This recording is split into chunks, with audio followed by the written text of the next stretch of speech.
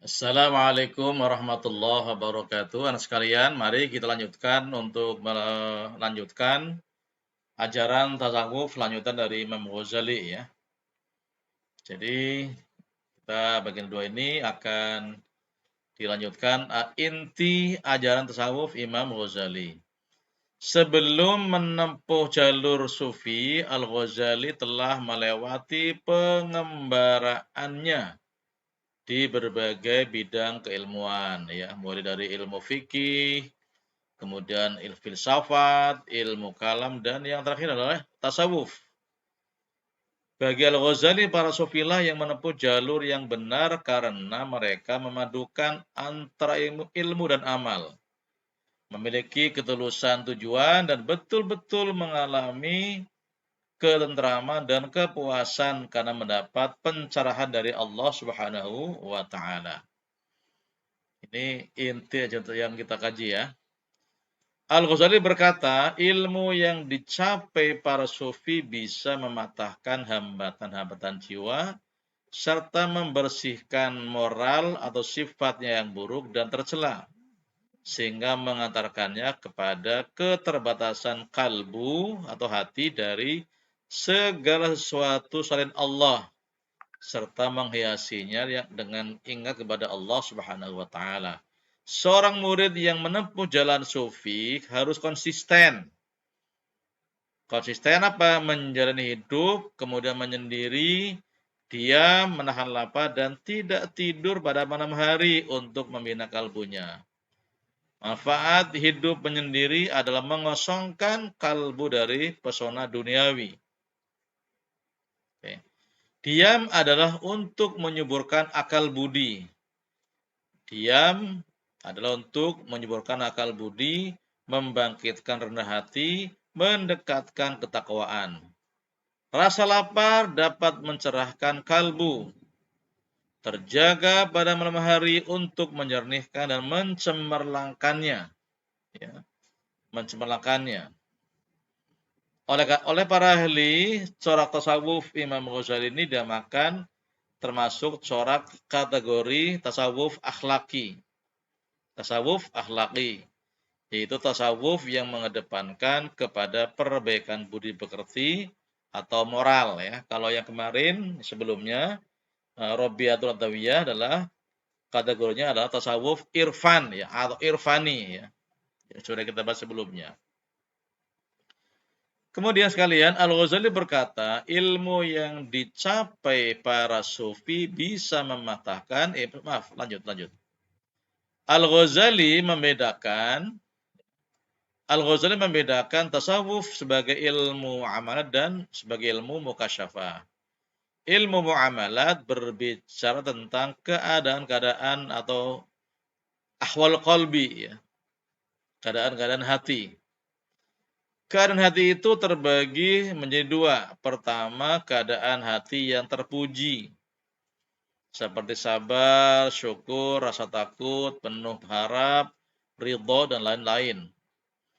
Kedua adalah keadaan hati yang tercela, jadi terpuji dan tercela. Itu seperti apa? Sombong, kemudian dengki, iri hati, ghadab, ya, fitnah, dan lain-lain sebagainya. Ini keadaan hati yang tercela. Lanjut. Ilmu mukasyafah tidak dapat diungkapkan kecuali secara simbolis dan tidak diperkenankan untuk diungkapkan kepada sembarang orang. Dalam beberapa ungkapannya, Imam Ghazali tidak sepakat dengan paham ittihad, hulul dan syatohat. Ya, jadi kalau ittihad itu adalah manunggaling kawula Gusti gitu ya. Dia tidak sepakat. Yang menurutnya itu adalah berbahaya bagi kaum awam. Sebagian besar karya tasawufnya ditujukan untuk kaum awam atau kalangan sufi pemula. Jadi beliau tidak sepakat dengan istilah ittihad atau hulul, yaitu yang ngaku dirinya sebagai menyatunya hamba dengan Tuhan. Dia tidak sepakat itu ya.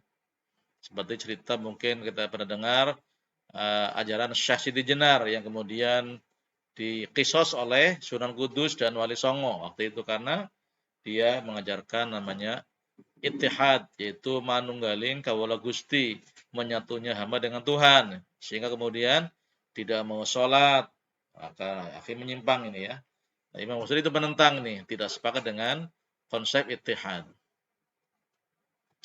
Puncak tasawuf Imam Ghazali ini, puncak tujuannya ya adalah apa? Puncak tujuan tasawuf Imam Ghazali adalah al-qurb. Al-qurbu, al-qurbu, yaitu kedekatan dengan Allah atau al-fana bil kulliyat fil Allah. Ya, atau al-fana bil kulliyat fi Allah. Fana secara total di hadapan Allah Subhanahu wa taala. Di sini ia menjelaskan suatu tingkatan tauhid tertinggi bahwa dia tidak melihat dalam yang wujud kecuali yang esa, yaitu syuhud, kesaksian batin adanya Allah. Orang-orang sidik, para sufi menamakannya dengan fana dalam tauhid karena dia tidak melihat kecuali yang esa. Dia juga tidak melihat dirinya. Jika dia tidak melihat dirinya karena tenggelam dalam pandangan tauhid, maka dia fana dari diri sendiri dalam pandangan tauhidnya, dengan pengertian bahwa dia fana dari melihat dirinya dan segala makhluk. Artinya apa yang dilihat itu semua adalah Allah Subhanahu wa taala. Perjalanan menuju puncak itu dinamakan suluk, ya. Salik, ya, salik orang yang menempuh suluk akan sukses bila sempurna substansi hatinya dan mempunyai iradah atau kemauan sebelum melaksanakan suluk yang ditandai dengan usaha menyingkirkan tabir yang melintang antara dirinya dan Allah.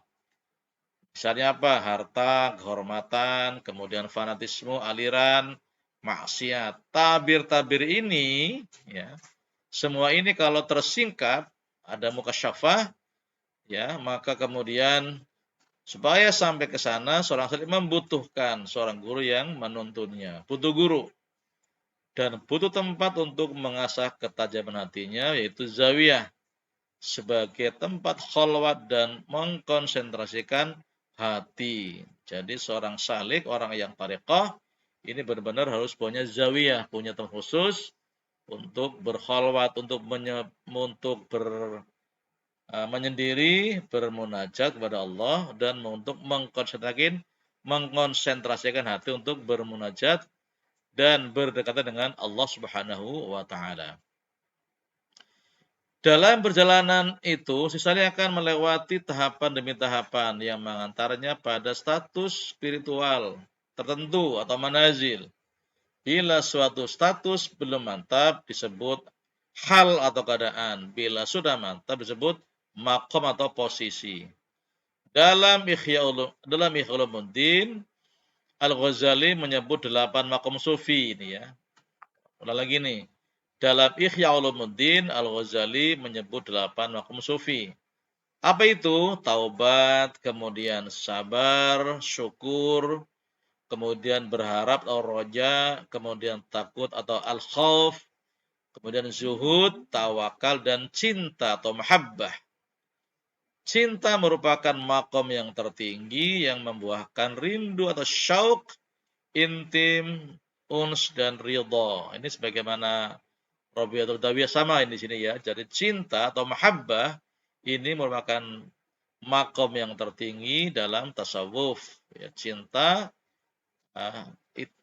di atas cinta, yaitu cinta kepada Allah di atas segalanya. Ini adalah 8 makom sufi menurut Imam Ghazali, dan di yang ke-8 ini ya mirip dengan konsep tasawufnya Rabi'atul Adawiyah. Untuk melewati setiap tahapan, seorang salik harus melakukan riyadhah. Ya, apa sih riyadhah? Latihan dan mujahadah, kesungguhan. Riyadhah atau latihan kerohanian adalah pembinaan diri dengan suatu perbuatan yang pada awalnya menjadi beban dan pada akhirnya menjadi tabiat atau karakter.